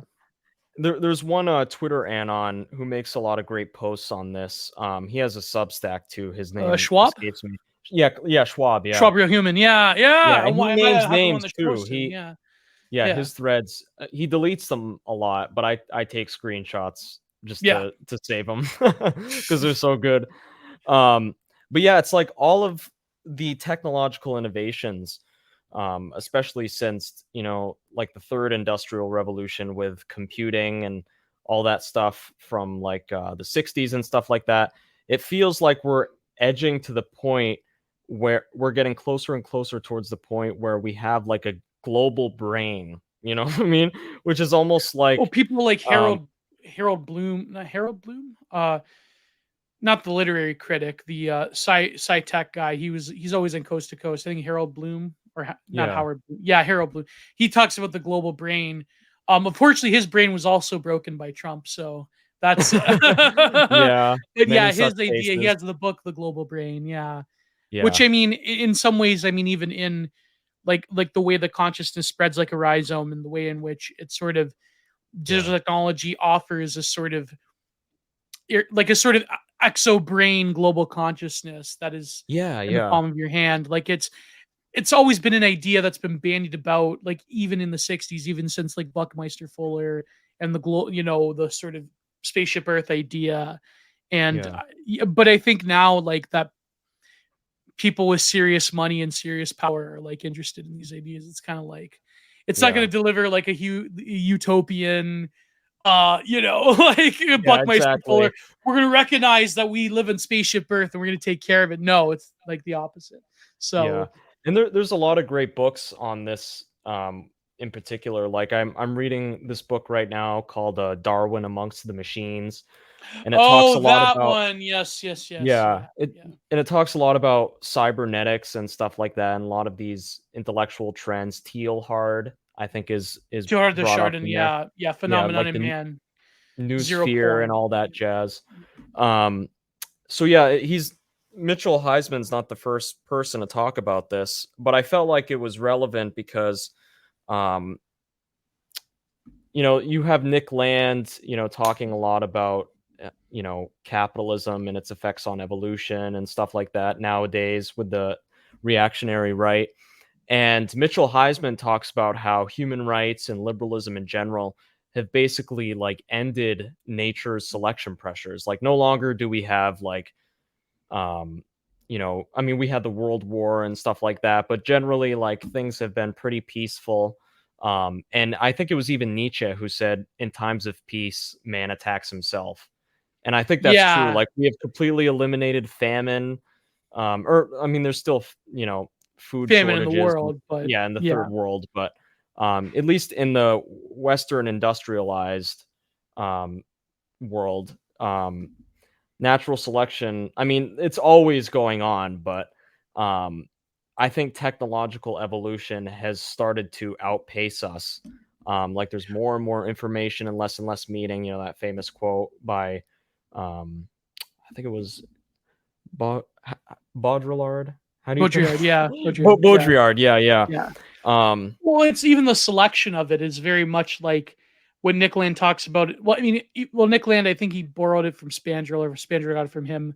The IQ yeah, shredder, um, Bio-Leninism. Yeah, yeah, Leninism, like how selection, like capitalism, like global capitalism, like neoliberal whatever you want to call it, like capitalism, it selects for a particular subject, and exactly. Yeah, selects for particular behaviors and particular instantiations of subjectivity that lead to like if you're a reactionary, if you're like on the far right, then you're going to call it like favelization, global brown. Like it's, but Yeah. rather in terms of our consumption habits and in terms of how we think of the world. I mean, it's very much like like the song Imagine. It's very much like Yeah. Noel Harari, like you own nothing, you'll be happy. There's no roots, there's no identity. There's the identity you have is the identity that you consume. It is the body type that you can consume, or rather, you're not controlled for, but through medical technology, you can compensate for. It is, this weird sort of relation to our own like rootlessness, deracination, and also this sort of like pseudo events and pseudo beliefs that people have that Yeah. formulate like desire will eventually channel itself.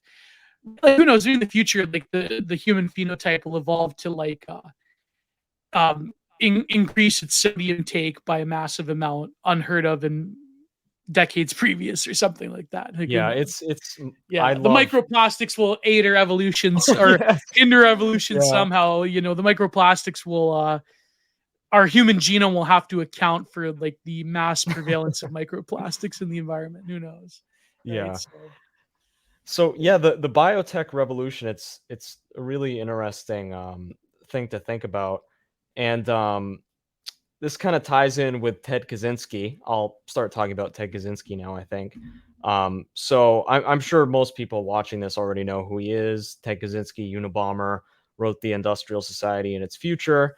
Um, I everybody knows like who Ted Kaczynski is, but like his writings, I mean, people will say, the industrial society and its future is poorly written, you know, you had a lull talking about the same things and stuff yeah, like that.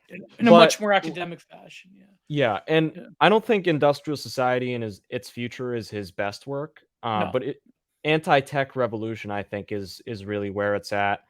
And in that book, he talks about like self-prop systems. That's one of the terms that he uses, which is like, I'm trying to think of a way to describe it. Like a self-prop system, it's like a system that nature's like a complex system that nature sets up, and civilization is like one giant, especially the global like international order is like one giant complex system, and it's very interconnected and tightly coupled. And what Yeah. happens with that is that when there's one little change in the system, it has a butterfly effect, like just completely changes the entire system itself. And like Yeah. COVID was a perfect example of that. It's like um rhizomatic in that sense. Yeah. exactly, Yeah. yeah. It Just change, but it changes the social body as well. Like it's like again another Deleuzian term, being like the molecular. The molecular is like this the structure of a molecule operating as a self-contained unit, but yeah, also like taking energy and other chains of events and other sort of sequences from other molecules. And I again, because Deleuze, you have to really like feel like Deleuze and Guattari, you have to like really feel the terminology yeah, because they're using terms that are essentially the same but are in different contexts, like molecular, smooth space, nomad, arborescent, rhizome, as opposed to yeah, striated state model. Like, yeah. So the molecular is another, like the molecular model of society being this dynamic, self-contained entity that can harbor other aspects depending on what it encounters in its greater milieu.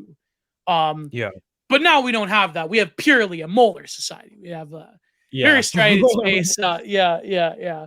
So Ted Kaczynski is talking about self-propagating molecular structures within nature. I guess society could potentially be one of them.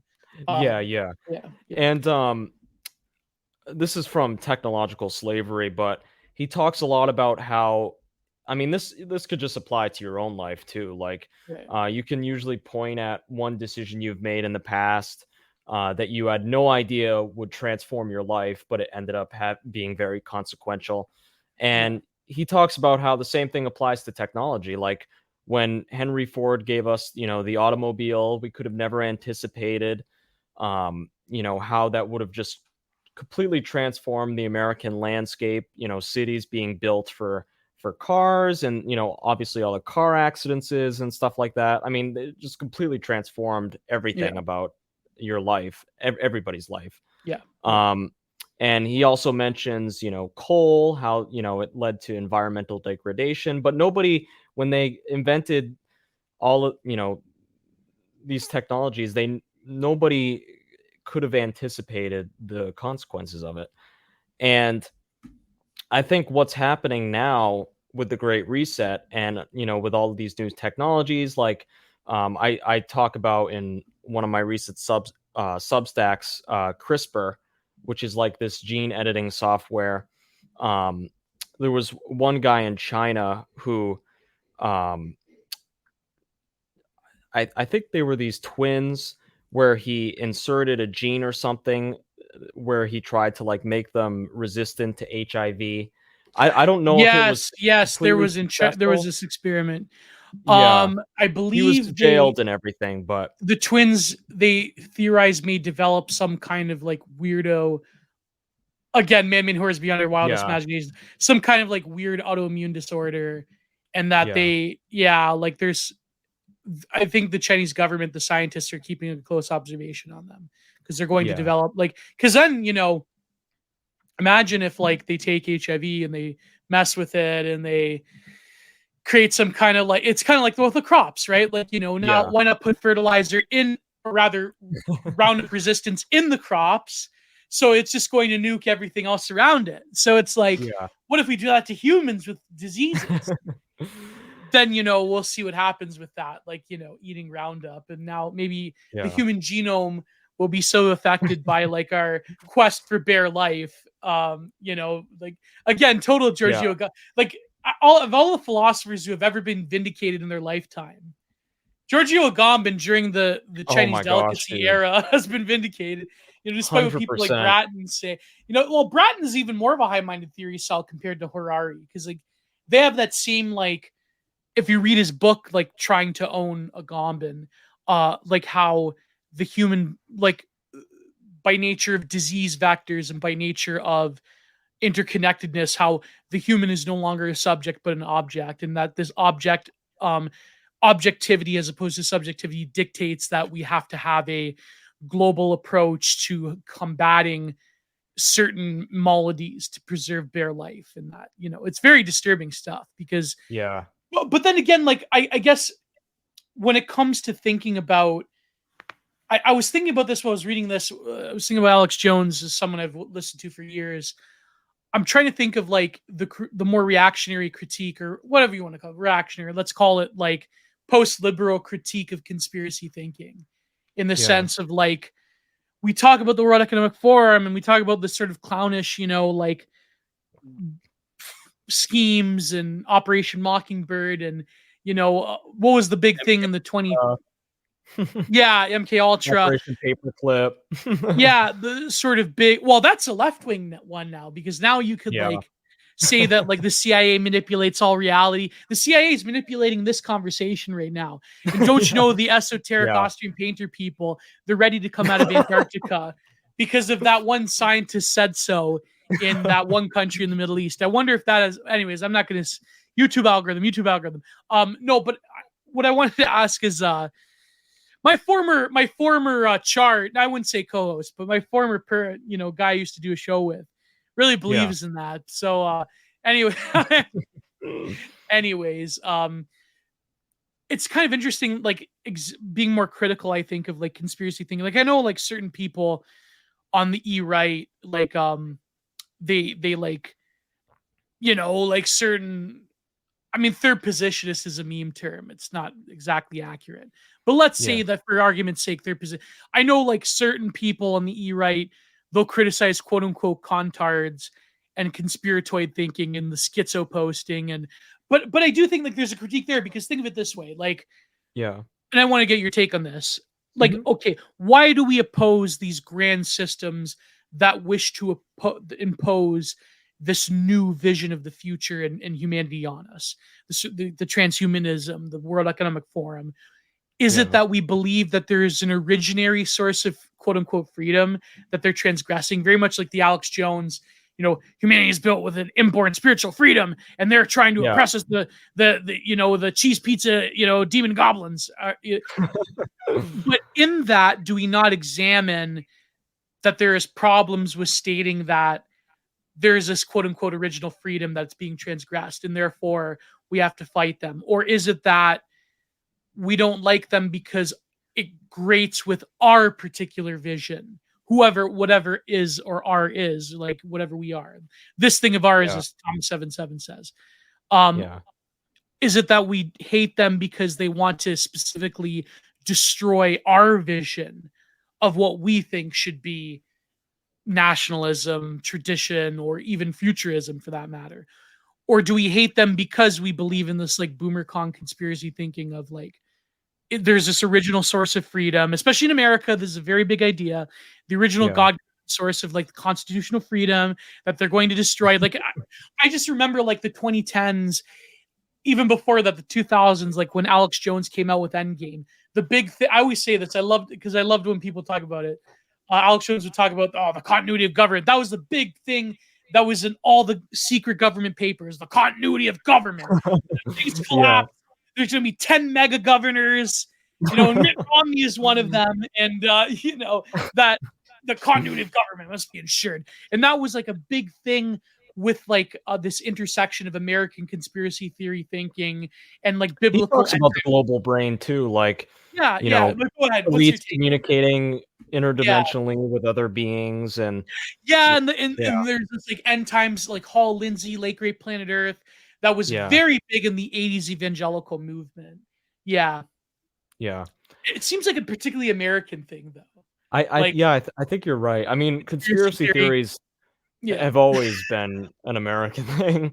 Yeah. But I mean, what wasn't that like label popularized after like the JFK assassination or something, like some intelligence it was invented agency by the Rand Corporation. Yeah, I remember hearing that somewhere.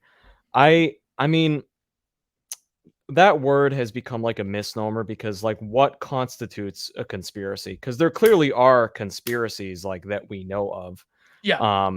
I think what people are getting at when it comes to conspiracy theories is whether there is like these like some grand plan that, like people are going to the Bilderberg meeting and they're talking about, creating or the Antichrist and stuff like that. And I definitely think there's secret societies. I mean, like what happened with Jeffrey Epstein and what's happening now with Hunter Biden and all of his stuff getting leaked out. Like clearly these our elites are unruly people and they practice degenerate behavior. Whether Queen Elizabeth is drinking baby blood, I don't know. But yeah, I mean, all that stuff wouldn't surprise me. I wouldn't be surprised if like some of our elites are like closeted Satanists and stuff like that. Yeah. I think the Satan panic has gotten kind of a bad rap because there were it's 100% real, by the way. Yeah. Ironically 100% real. In the 80s, like there was like people like Ted Gunderson that was like exposing them, but like there you'd be surprised. I mean, in Hollywood we know that there is I mean, the guy who came up with the space program, Jack Parsons, was a Crowleyite. A lot of connections with Crowley, and Schwab does a great job of kind of naming names and showing all the connections with like NGOs and stuff like that. I definitely think, I mean, there's like we all know there's a revolving door between like Silicon Valley, all big tech, and all the government agencies and stuff like that. Like, I think the distinction between the public and private sector is old and antiquated. This is where I disagree with Moldbug, because like Silicon Valley was built on government funding and technology, and they're always and even the internet itself, like DARPA, like they laid the foundations for it. Like tech libertarians just piss me off in that regard, because it's like, bro, like it's not this like free creative innovation that led to all these things. It's like, no, bro, the internet was built off of the bones of the nuclear coordination program. Exactly. The bomb literally built the internet. Like when you think about it, like the DARPA, like the DARPA tech that like created the first server hubs. Like it's, yeah. So the whole like tech libertarian thing, like it's just, Yeah. which I hate to say, a lot of NRX people, or whoever remains of them, like it's, well, I'll say no more. I'm just gonna piss people off. I don't know. Curtis is taking blow after blow, though. The Hobbit article, that was like, Oh yeah, I saw a lot yeah, about that. yeah. I didn't read it yet, so I can't give my 2 cents, but Your hot I'll get take on around it to that it. everyone's Yeah. giving. Yeah. Oh man, oh, poor Curtis. Poor Curtis. Yeah, he's always But we love our ruffling Curtis feathers. Yarvin, folks. We love our Curtis Yarvin. Yeah. But he's wrong. He's wrong. Imagine imagine Trump like on True Social talking about Curtis. There's this guy, Curtis Yarvin. If I'm elected president again, with the Ministry of Transportation. Yeah, let's make him the Ministry of Truth. Yeah, Curtis Yarvin's gonna help me take it. Peter Thiel and Cross Curtis. the Rubicon with hobbits. Yeah. Cross Tech Silicon Valley Rubicon. Curtis Yarvin and Peter Thiel. They're gonna be my guys. They're gonna be part of my truth and reconciliation. My truth. What was the Goebbels one? Ministry of Propaganda and Public Enlightenment. The Ministry of Public Enlightenment. That'll be, But then, of course, Curtis, he'd love that, like, because then it'd be like, well, if you're an elite, then it's like, you don't have to tell people that you're a minister of public enlightenment. You have to, like, dude, I'm digging this impression here. Yeah, we're just digging, we're just going down the, inside baseball that everyone seems to love. But so anyways, yeah. So what was I saying about, so DARPA technology creating the internet, and then like the picture of the human being this like co-creative evolutionary entity with advances in technology and sort of like things that like sci-fi writers have been writing about. But now, but I wonder like what you make of this critique of like, do you think that like, why do we hate them so much? Why do we hate these what motivates conspiracy theorists, and does it lead to the same like classical liberal assumptions? Yeah. But is there truth I think, to it? Yeah. Yeah. So I recently started reading Rudolf Steiner, who's kind of a theosophist. Kind of reminds me a little bit of Guénon and Evola. And someone recommended me this one book by him called The Electric Doppelganger. And it talks a lot about like secret societies, going all the way back to Illuminism and the French Revolution, how there has been like a secret elite that's trying to impose, like we all know the Freemasons and stuff like that. There's always secret societies through human history, Yeah, how there's been like these secret societies all throughout history that are trying to impose a materialistic view of human nature and trying to make it a reality through capitalism and social movements, like communism, whether there's some secret elite that are guiding behind it. all of I don't know that. Or if it's just a product of like certain discourses and But I definitely think, you can find a common going back to E. Michael Jones, like Libido Dominandi, he talks a lot about Illuminism in that book. Trying to create a population that's very unruly, very promiscuous, how that's a form of political control. And I do think if you read a lot of, even Yuval Noah Harari, who, he's believes total firmly libertine that, when it comes to sexuality, but yeah, like he subscribes to an evolutionary view of human nature and stuff like that. Oh god, see, this is the problem I have with like Evo Psych, like the rationalists, the neo-rats people, because like as soon as like, okay, I know like there is some truth, like there's a lot of truth to it, but when you like reduce things down to like evolutionary psychology, then you start getting to like weirdo like sexual dynamic things about like, promiscuity is natural, because then it's like, like a lot of those, like go to AL's Twitter, you'll know what I mean. You'll see what I mean. Go to her poll. No, but like, so So what about yeah, so he subscribes to this obviously like libertine interpretation of like Yeah. polyamory, and yeah, that's And the way I of the think future. going back to what you were saying earlier about, like, this original kind of holy conception of freedom that's always been part of, like, the American, you Liberty know movement, m conspiracy. yeah, liberty Yeah. movement. I think what they're getting at with that is people sense that this vision that's being imposed upon us, like with the Great Reset, with critical race theory, all these wacko ideologies, it doesn't feel human. It feels like they are robbing us of our dignity. Right, Um, right.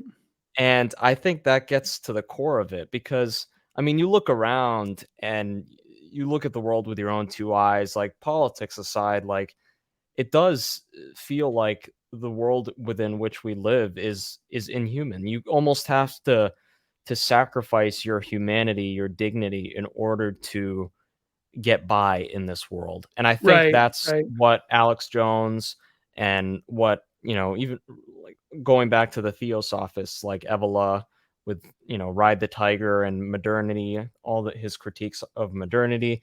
I think that's what they're getting at Yeah, the is perennialists, and then well, the Theosophists were kind of like strange in the sense that they rub shoulders with a yeah. lot of like the other current that we're talking about. But then there are Mhm. some of them like that either broke free of theosophy or became very like aware of what was going on, like like Steiner, like Jiddu Krishnamurti. Evola, I think he maybe have talked about them once or twice.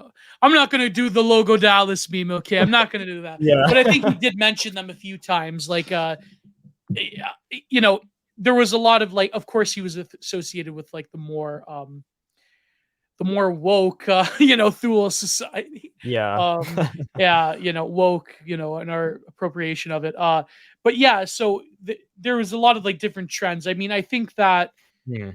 my thesis is that there was sort of like the sort of European mystery schools that was like a proto New Age movement that Jung at least intuited in the 1910s after the First World War. He basically predicted the Age of Aquarius, the New Age movement, Yeah. because before that was these mystery schools and was like various like theosophy was one of them, and then that led to like the New Age movement proper in the 50s and 60s, and of course that led to like a lot of like quote unquote globalist ideology that we have now.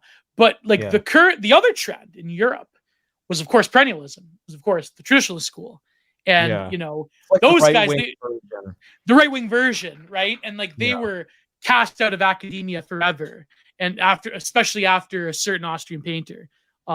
So Yeah. yeah, like Gunyan and Vola, and even like the more moderate ones like Fritjof Schuon. Well, I mean Fritjof Schuon had his own problematic when he went to America and he became a cult leader more or less, and a lot of young indigenous girls, and but there was Shuan, there was like Kumaraswamy, and like even those guys, they were sort of like they took from a lot of like James Frazier.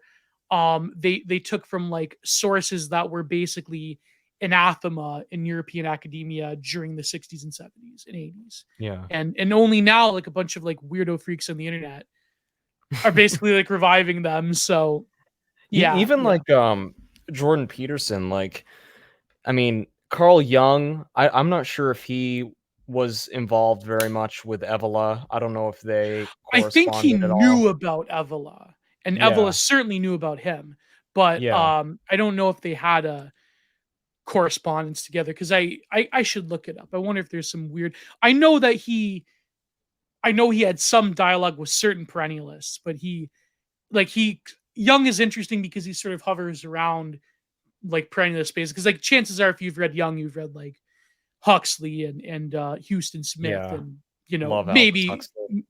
yeah, maybe Gunyan. Like I think Gunyan is, of course, like a very good logical step from Carl Jung. So, in some Yeah. ways, yeah, I started reading Reign of the Quantity recently. yeah. Reign of Quality, Um Descent of the Sun. Yeah, yeah, yeah. I love that. That book is fantastic. I feel like it's especially relevant now, because we're starting to talk about like dataism. I mentioned Yeah. that in my thread, like the quantified self, how, you know, our human self is being kind of just turned into like zeros and ones, you know what I mean? With all these smart technologies and stuff like that. Um, yeah, I felt like that book is very pertinent. Yeah. Yeah. Thank you, everyone, for listening to the Content Minded podcast. If you wish to support me and to unlock every full and uncensored version of each week's podcast, please go to patreon.com/GiantArtProductions. You will not only get every full and uncensored version of Content Minded, but you will also get exclusive content, such as my Giant Art Reviews series, where I analyze and pick apart various interesting and insightful books or essays. Every episode will be uploaded to Anchor, which will upload them to Spotify, as well as my backup channel on Odyssey. Please look out for new content every single week, and please look out for the Digital Archipelago with me and the Prudentialist. Thank you once again to all of my beautiful patrons. Thank you all for keeping the content renaissance alive. As I always say, God bless and goodbye.